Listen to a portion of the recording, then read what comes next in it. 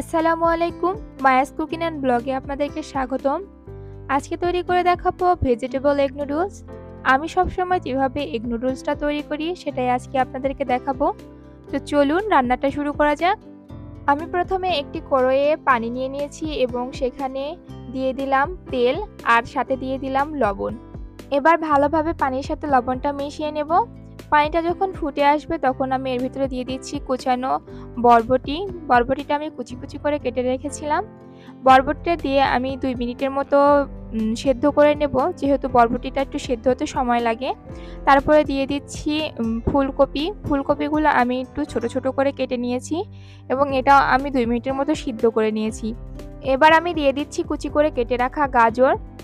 যেহেতু ফুলকপি আর বরবটিটা সেদ্ধ হতে একটু বেশি সময় লাগে, তাই আমি সেগুলো একটু আগে দিয়ে সেদ্ধ করে নিয়েছি এবং একই সাথে আমি দিয়ে দিচ্ছি স্টিক নুডলস। আমি এখানে সজীব স্টিক নুডলস ব্যবহার করেছি, আপনারা চাইলে যে কোনো নুডলস ব্যবহার করতে পারেন।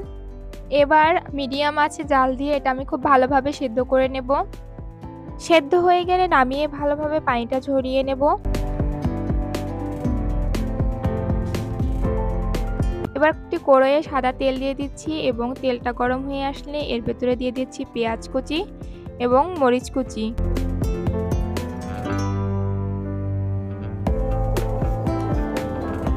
ভালোভাবে নেড়েচেড়ে হালকা বাদামি করে আমি ভেজে নেব।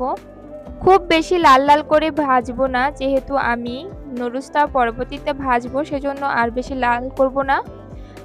এখন আমি এর সাথে অ্যাড করে দেব 2টা ডিম। ডিমগুলো আমি দিয়ে খুব ভালোভাবে এর সাথে নেড়ে মিশিয়ে নেব।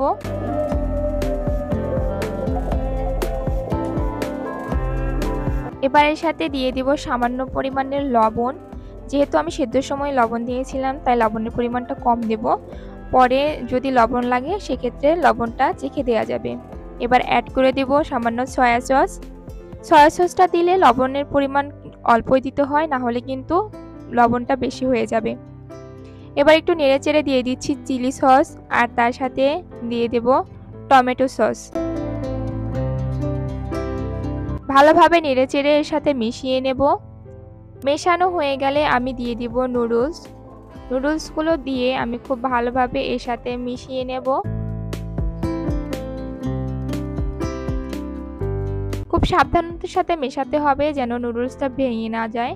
যেহেতু নুডলসটা খুব ভালোভাবে সিদ্ধ হয়ে গেছে, সেজন্য যদি খুব দ্রুত নাড়া হয় তাহলে নুডলসটা ভেঙে যেতে পারে, তাই আমি সাবধানতার সাথে নাড়াচাড়া করছি। এবার আমি এর সাথে আরও একটু টমেটো সস অ্যাড করে দিলাম। যেহেতু টমেটো সসটা আমার কাছে অনেক বেশি ভালো লাগে নুডলসের সাথে, সেজন্য আমি টমেটো সসটা একটু বেশি করে দিয়ে দিলাম। আপনারা আপনাদের পছন্দ মতো দেবেন। এবার আমি এর সাথে যে নুডলসের টেস্টিং সল্টটা থাকে সেই টেস্টিং সল্টটা মিশিয়ে দিলাম। অল্প অল্প করে দেব এবং অল্প অল্প করে মেশাবো, এতে করে পুরো নুডলসটায় খুব ভালোভাবে টেস্টিং সল্টটা মিশে যাবে।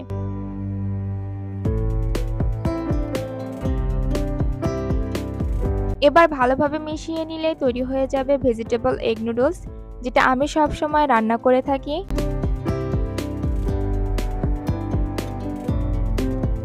তো আমার ভিডিওটা যদি ভালো লেগে থাকে তাহলে আমার ভিডিওটাতে একটি লাইক দিয়ে দিবেন এবং পরবর্তীতে নতুন কোনো রেসিপি পাওয়ার জন্য আমার চ্যানেলটাকে সাবস্ক্রাইব করে পাশে থাকা বেল আইকনটি বাজিয়ে দিবেন। সে পর্যন্ত সবাই ভালো থাকবেন, সুস্থ থাকবেন। আল্লাহ হাফেজ।